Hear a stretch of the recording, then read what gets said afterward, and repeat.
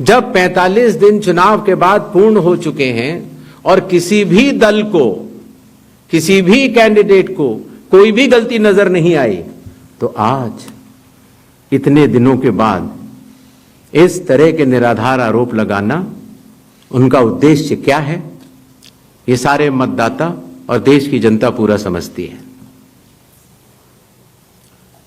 जहां तक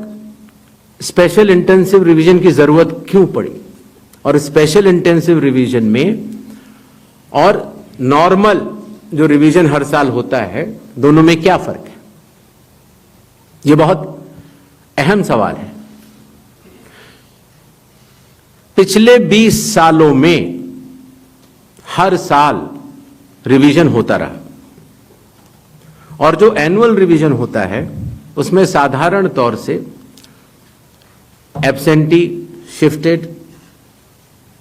और एक जिसे कहते हैं कि एक रैंडम तरीके से उसका रिवीजन कर लिया जाता है। जब पिछले 20 सालों से इंटेंसिव रिवीजन नहीं हुआ, हालांकि पहले होते थे,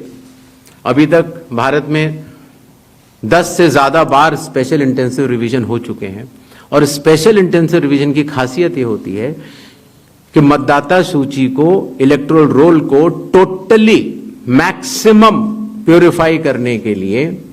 एक इन्यूमरेशन फॉर्म भरा जाता है और हर मतदाता उसको जब भर के देता है तो उसका नाम मतदाता सूची में फ्रेश, एकदम नए तरीके से सूची बनाई जाती है। और यह इंटेंसिव रिवीजन इसलिए भी आवश्यक हो गया, एक तो सभी राजनीतिक दलों की लगातार शिकायतें आती जाती हैं कि साहब वहां पर वोट बढ़ गए, वहां पर वोट कट गए, इन लोगों का वोट सही बना, इन लोगों का वोट गलत बना। साथ ही साथ समय के साथ कई लोग जो गांव में रहते थे,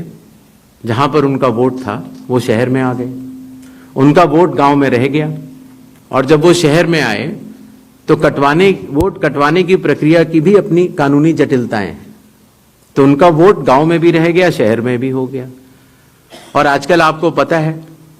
जैसे जैसे भारत का विकास होता जा रहा है, वैसे वैसे लोग शहर छोड़ के भी दूसरे शहरों में भी जाते हैं। मुझे आशा है कि जितने हमारे मीडिया बंधु हैं वो भी शायद किसी न किसी दूसरे शहर को छोड़ के यहां पर आए होंगे। तो जब वो यहां रहने लग जाते हैं तो उनका वोट यहां भी बन जाता है।